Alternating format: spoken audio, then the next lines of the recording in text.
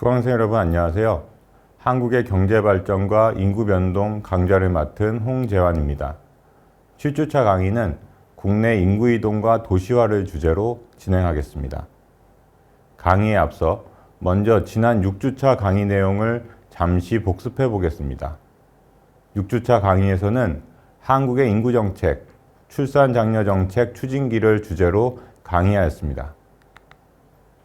가장 먼저 말씀드린 것은 한국의 인구정책이 출산 억제 중심에서 출산 장려 중심으로 전환된 배경이었습니다.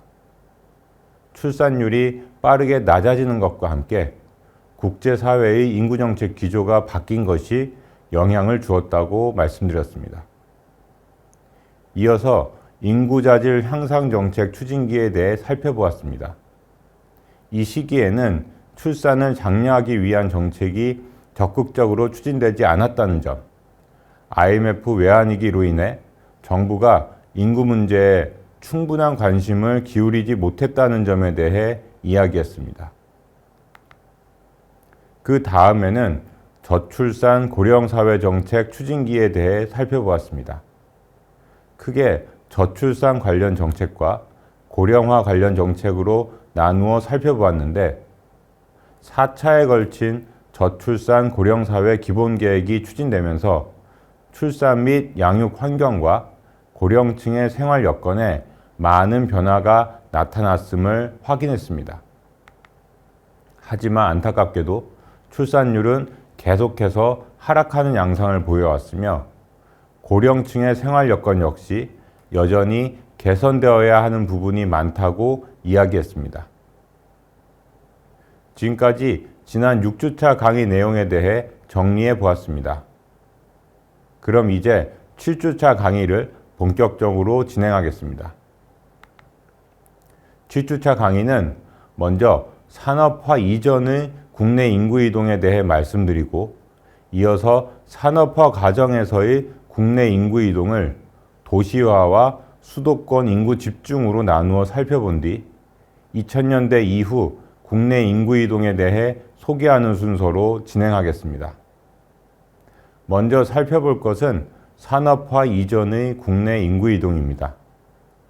여기서 산업화 이전이란 1950년대까지를 의미한다고 보시면 되겠습니다.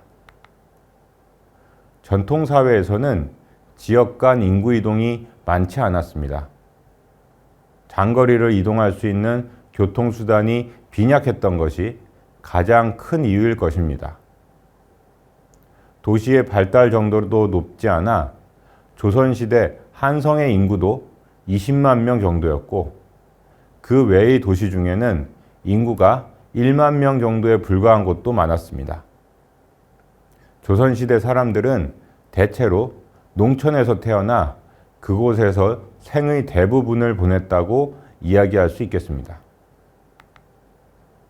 이러한 양상은 식민지기를 거치면서 변화하게 됩니다. 인구 이동이 점차 활발해지고 이에 따라 인구 분포에도 변화가 나타나게 된 것입니다. 가장 큰 변화 중 하나는 도시 인구 비중이 높아졌다는 점입니다.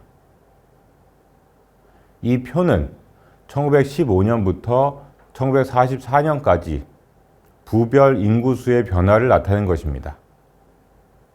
부는 오늘날 시에 해당한다고 보시면 되겠습니다. 1915년 상황부터 보면 당시에는 부가 서울, 인천, 군산, 목포 등 12개밖에 없었습니다.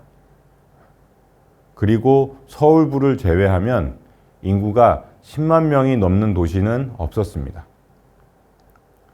1925년에 이르러서야 두 번째로 인구가 10만 명이 넘는 도시가 등장하고 있습니다. 이와 비교하면 1944년 상황은 크게 달라져 있습니다. 서울은 인구가 거의 100만 명에 육박하는 거대 도시로 성장했습니다. 그리고 부산과 평양의 인구는 30만 명을, 인천과 대구의 인구는 20만 명을 넘어섰습니다. 물론 오늘날과 비교해보면 10분의 1 수준에 불과하지만 1915년 상황과 비교해보면 그 사이 주요 도시의 인구가 크게 증가했음을 알 수 있습니다. 이번에는 부인구의 전체 합계를 보겠습니다. 1915년에는 50만 명 정도였는데 1930년에는 120만 명 정도로 증가했고 1944년에는 340만 명에 이르고 있습니다.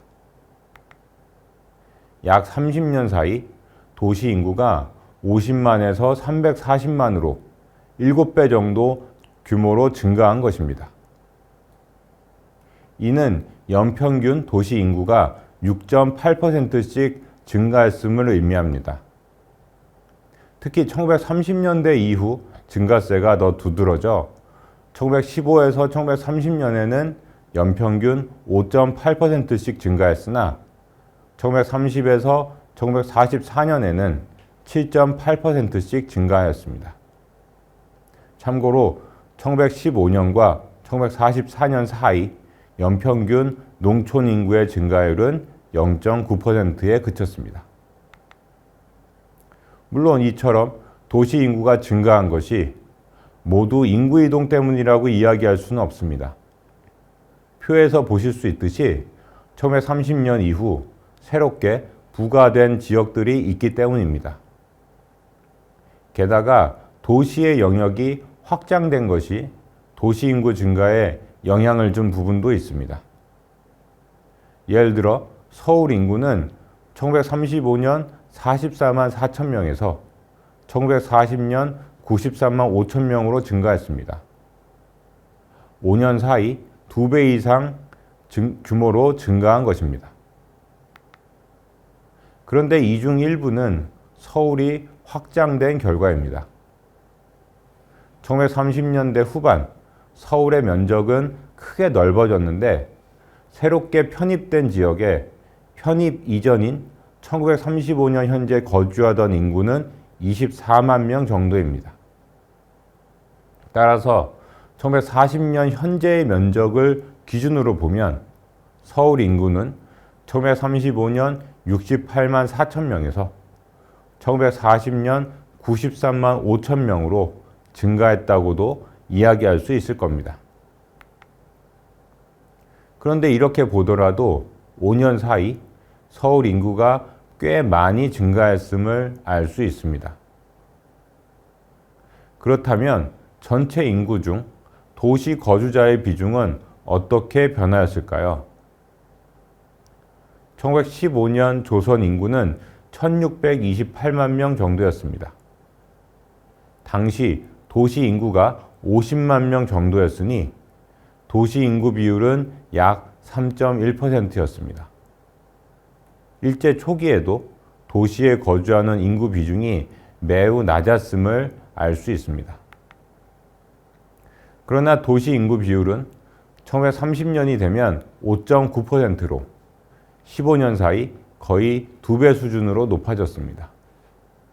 그리고 1944년에는 13.2%에 이르고 있습니다. 약 30년 사이에 도시 인구 비율이 약 4.2배 정도 높아진 것입니다. 1944년에도 여전히 도시 인구 비율이 높은 수준은 아니었지만 그래도 식민지기를 거치면서 꽤 큰 변화가 있었다고 이야기할 수 있을 것 같습니다.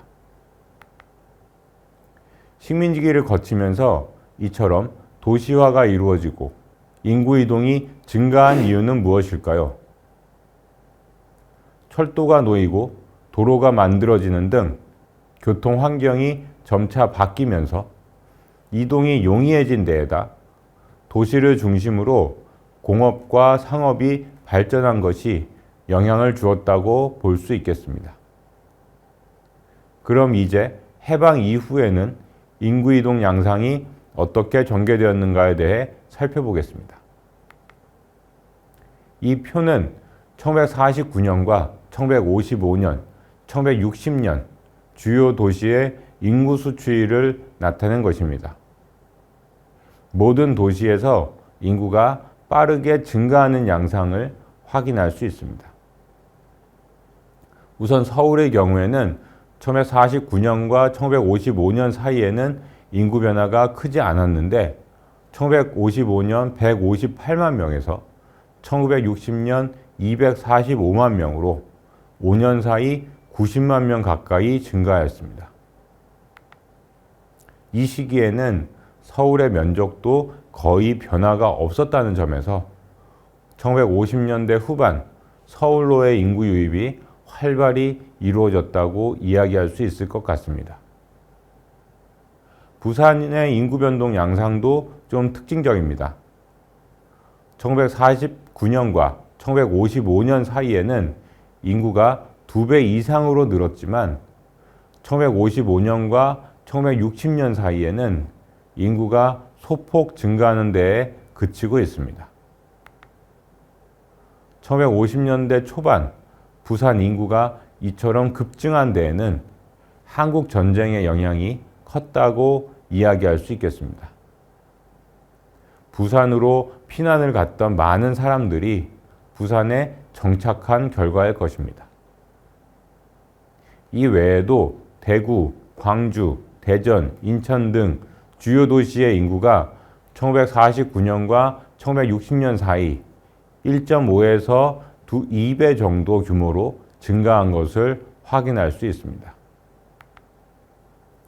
그 결과 한국의 도시화율은 1949년 17.2%에서 1960년 28%로 11년 사이 10%포인트 넘게 증가했습니다.